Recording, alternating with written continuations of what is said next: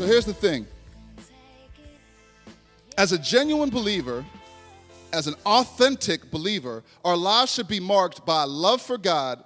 And the really interesting thing here is, and after I wrote these notes, I was like, oh my gosh.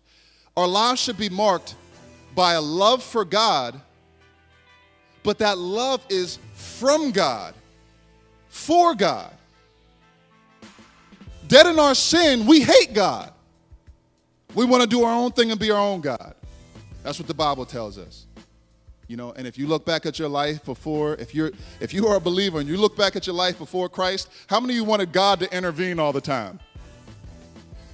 God, I really want to follow your will. That's not our heart.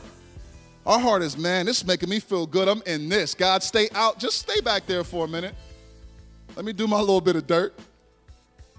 You know? So, as a genuine believer, our lives should be marked by a love for God that produces obedience.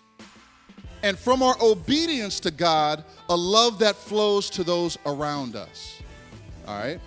So our life should look like walking in obedience to God, and because we obey Him, we love those around us. That's why when Jesus talked about the commands, you know, don't commit adultery. So if you don't commit adultery, if you don't sleep with your neighbor's wife, you're loving them. You're walking in love if you walk in obedience to the commands. That's it. So, now, if the attitude, definition for attitude, is a way of thinking, and application is putting something into practice, follow me. Attitude is the way we think, right? Application is putting something into practice, all right? Then the attitude of the authentic believer must be, Jesus is Lord. I know you were waiting all that time like, what's the big? Yo, Jesus is Lord. 2018, what do you need to be thinking of? What does the slogan need to be? Jesus is Lord. In my life, Jesus is Lord.